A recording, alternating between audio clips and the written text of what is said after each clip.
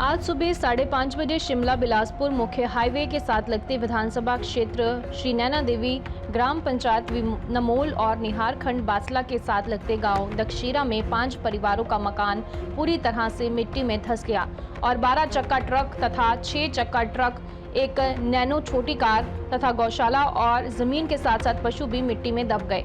इसके साथ ही साथ लगते मकान को भी खतरा हुआ है और उनका सामान तथा सारे घर खाली करवा दिए गए हैं। पशुओं को रास्ते में बांधा गया है। इससे स्थानीय लोगों के घरों के साथ साथ जमीन का भी अत्यधिक नुकसान पहुंचा है। प्रशासन तथा अन्य सभी सरकारी तंत्र समय पर लोगों को राहत दे रहे हैं। रास्ता लगभग 2 दिन तक खुलने की आशा है। दोनों साइड से मशीनें लगा दी गई हैं। जितना ही स्थायी की जा रही है उतना ही मलबा और अत्यधिक ऊपर आ रहा है। पूर्व विधायक रामलाल ठाकुर मौके पर आकर लोगों को आश्वासन दे रहे थे और लोगों का कहना है कि मुख्यमंत्री का भी आश्वासन लोगों के लिए मौका देखने का हुआ है। वहीं विधायक रणधीर शर्मा भी इस मौके पर पहुंचे और पीड़ित परिवारों के साथ बातचीत की और उन्हें मदद का आश्वासन दिया है। सवारघाट से संवाददाता सुभाष चंदेल की रिपोर्ट। अंतर्गत ग्राम पंचायत नमोल के गांव दक्षेच में बड़ी दुखद घटना घटी है और भारी लैंडस्लाइड यहाँ जो मुख्य रास्ता जो शिमला की ओर जाता है उसमें भारी क्षतिग्रस्त रास्ता हुआ है और काफ़ी उसमें मकानों को भी नुकसान पहुँचा है और कुछ गाड़ियाँ जो है वो मलबे के साथ बह गई हैं।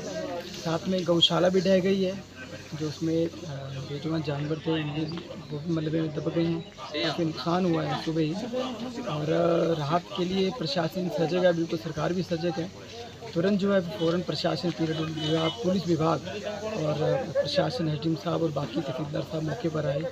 तो जहाँ जहाँ बाकी लोगों के घरों को खतरा था वहाँ लोगों को वहाँ से इवैक्यूएट करवा के कहीं और जो है वहाँ रखा गया ताकि और आने वाले वक्त में नुकसान न पहुँचे। राहत कार्य लगातार जारी है और आगे भी सरकार जो है वो अगर ऐसा कुछ कहीं भी होता है तो बिल्कुल सजग है।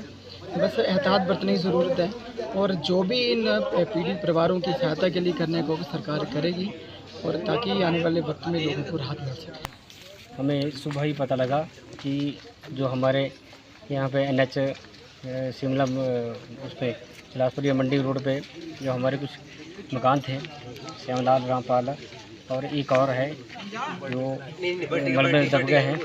साथ में इतनी बड़ी लैंडस्लाइडिंग हुई है कि कम से कम 800 मीटर ऊपर जाकर जो है ऊपर से मिट्टी आई और सारा अपने साथ लेकर 2 गाड़ियाँ, एक और नैनो, वो भागे नीचे, मतलब जो है रोड भी टूट गया है और कम से कम रोड से भी कोई 100-200 मीटर नीचे चले गई है।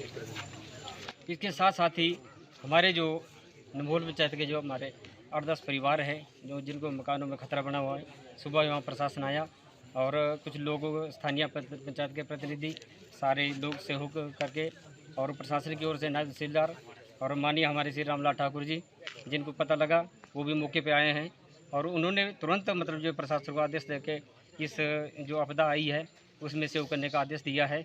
साथ ही में अब भविष्य में जो भी करने का होगा उन्होंने उसके लिए भी मतलब जो है सरकार की तरफ से और अपनी तरफ से भी सारा मतलब जो है प्रशासन को ये सहायता करने के निर्देश दिए हैं।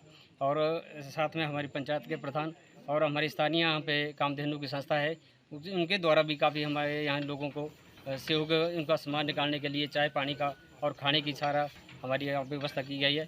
ये बहुत बड़ी दुर्घटना है। हम भी चाहते हैं, हम सरकार से भी निवेदन करना चाहते हैं कि इस वक्त जितना भी लोगों की सहायता हो सके वो करने की रिक्वेस्ट करें। धन्यवाद। मैं नरेंद्र ठाकुर, निहार खंड बासला का उप प्रधान हूँ और स्थानीय हमारी ये पंचायत है। यहाँ पर राष्ट्रीय राजमार्ग 205 जो शिमला के लिए हाईवे है उसमें एक काफ़ी दुखद घटना हुई है और यहाँ पे बहुत बड़ा एक लैंड स्लाइडिंग हुआ और जिसमें लगभग 4-5 जो मकान हैं वो मिट्टी में धंस चुके हैं और साथ में जो 2-3 गाड़ियाँ हैं वो भी मलबे के साथ नीचे जा चुकी है। और जहाँ तक इस ज़मीन का सवाल है, ऊपर टॉप तक की जो ज़मीन है उसमें दरारें आ गई है, आसपास के जो घर हैं उनमें भी दरारें आ गई है और प्रशासन के माध्यम से सारे जो मकान हैं जिनको खतरा बना है उनको वहाँ से शिफ्ट कर दिया गया है और अभी तक जान माल का कोई नुकसान नहीं हुआ है। लेकिन इसमें एक पशुशाला है जो इस मलबे में दब गई है, जिसमें जो है 4-5 जो जानवर है वो दब चुके हैं।